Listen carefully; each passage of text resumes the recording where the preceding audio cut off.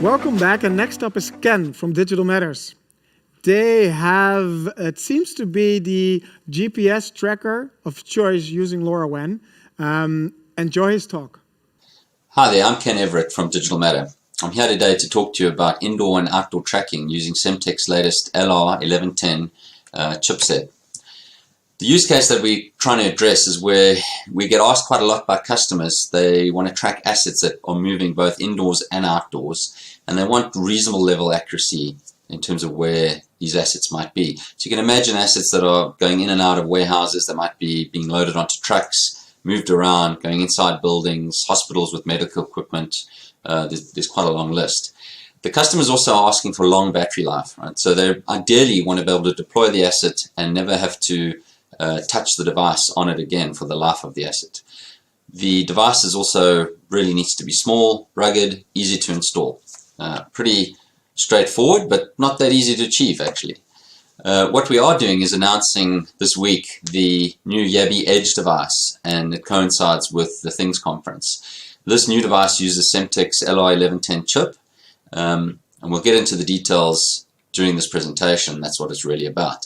But the device uses both GNSS scanning using GPS and BeiDou and Wi-Fi scanning for location, so it'll work both indoors and outdoors. It's LoRaWAN support for all regions. We're getting great battery life off this device, and it's coming at an aggressive price point, and we'll be announcing more details on pricing a bit later.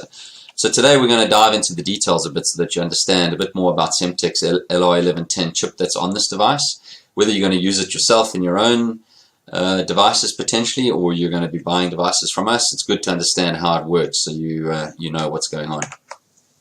So what the LR1110 brings us is a great LoRa radio transceiver. It's got a GNSS scanner in there, so what that is doing is receiving GPS and BeiDou signals and being able to record that information, and it's got a Wi-Fi scanner. So where we talk about a scanner like that, it's passive, so it's not doing Wi-Fi probing to get access points, it's just receiving data. So the GNSS and Wi-Fi scan data is collected on the device, and it's packaged up, and it's sent up into the cloud. And the cloud is used to resolve that information into a location. So the device itself doesn't actually know the location when it gathers this information. Semtech provides us with a cloud API, and there are fees associated with that. So typically to do a GNSS scan on the device, it takes about 8 seconds. We're getting satellite data and timing information from about these satellites, and typically that size of that data is anywhere from 35 to 50 bytes roughly. A Wi-Fi scan is passive and takes about 3 seconds. The information we get back from that is a list of access points and the signal strength coming from those access points. And depending on the number of access points, that data size can be anywhere between 28 and over 100 bytes. So at Digital Matter, I like to bang into the engineering team that the devil is in the details, right? And that's really where our engineering comes into play. We do a deep dive into how this stuff works and make sure that our devices perform properly. So I'm going to talk through some of the issues and the pros and cons, I guess, of some of the things that we're using the LR1110 for. So first up, the 1110 needs a lot of external components, right? In this case, approximately 50. A lot of that is RF matching, there's passives, there's timing. It also needs an external micro to actually talk to it and manage it. So yeah, not as simple as just dropping a chip on a PCB. And here's a picture of the PCB from our Yabby Edge device. So secondly, the GNSS scan and the Wi-Fi scan are definitely lower power than what I would call a full GPS. So one of our traditional GNSS devices are using a u-blox EVA M8Q on there. But there's a few gotchas that you need to be aware of, right? So the scan data is relatively large, considering that we need to upload this information via LoRaWAN. So depending on the LoRaWAN network, the region that you're in, the spreading factor, the data rates, you could be on 11 byte messages, right? And you have to send up this combined GNSS and Wi-Fi scan that could easily be over 100 bytes in size. So there's a definite complexity here that needs to be managed. So the protocol that the device is using to send the information up to the server needs to cater for multiple messages in the uplink, and obviously complexity is introduced with that, right? The packets or the messages need to be reassembled so that the payload can be reassembled on the server side. You've got to cater for possible message loss in that, not to mention the power that's required from the device to actually send these multiple messages up. The flip side is that it requires the server-side solver. So there's obviously complexity on the server in terms of receiving all this information. There's an ongoing cost that you're going to be paying to Semtech to resolve this information every month. And it's the complexity of the pipeline. Really, there's work to be done on the server to get this right. So thirdly, the GNSS scan sensitivity is something that is worth noting, right? Just because it has a GNSS scanner in there doesn't mean that it's going to work perfectly under all conditions. So the data sheet tells us that the scan sensitivity is minus 134 dBm or minus 141 dBm with an almanac file, and we'll get into that detail a little bit later. The GNSS scan needs 5 satellites minimum, depending on the constellation, so whether it's GPS only or GPS and Baidu.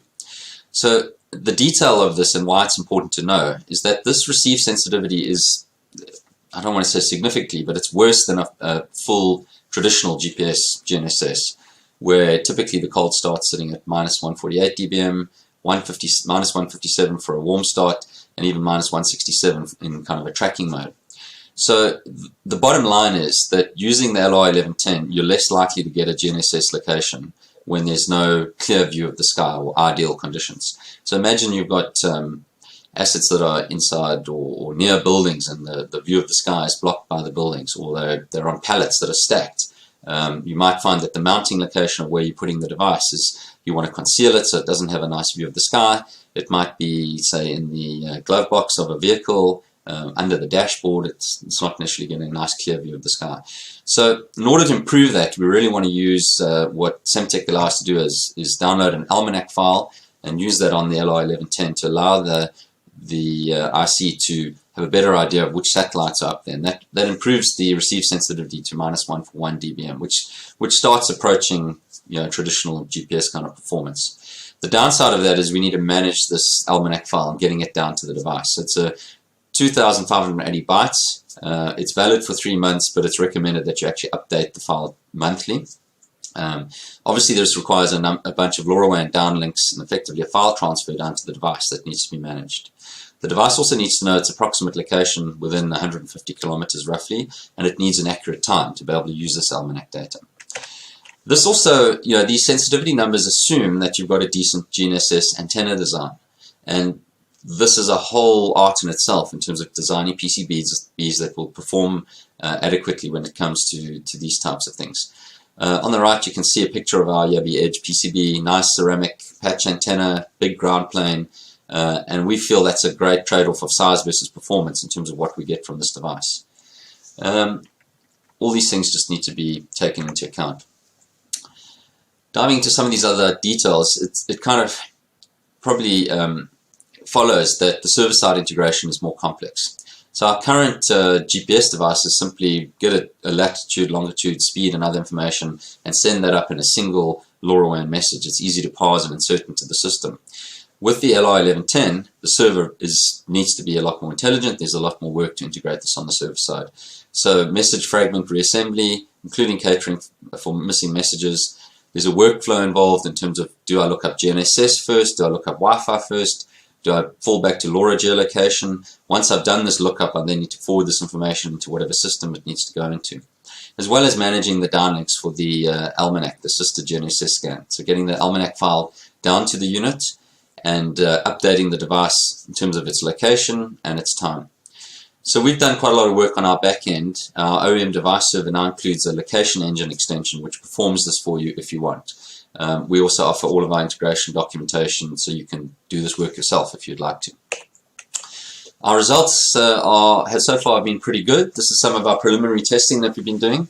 On the right there you can see the green, light green is the actual position of the device when we were testing, and the darker green around it is the GNSS scan results that we were getting. And then the red is where we were located in our actual building, and the red is some of the Wi-Fi scan position information. So you can see some outliers, particularly on the Wi-Fi side, but actually really pretty good for what it is. So our Yabby Edge device uses the LR1110. It's a great device for indoor-outdoor tracking. We think it ticks the box in terms of performance, power, and price. And in terms of battery life, we're now with 2 AAA batteries getting 3 years plus with quite aggressive tracking options. That's like typically 24 positions a day. And the firmware does allow it to be smart in terms of only getting position updates when the accelerometer tells us that the device has been moving, and over 10 years with only a couple of positions a day, which is quite phenomenal if you think about the size of that device. So we've announced this device for the Things conference. We've got stock coming end of February. It'll be available in March. We provide full integration documentation so you can integrate this into your system, or you have the option to use our digital matter location engine. So we're really excited about this. We hope that you'll try them out and give them a go. Datasheets and information are available shortly on our website. So take a trip to digitalmatter.com and have a look. Thank you very much for your time. Great to be with you. Cheers.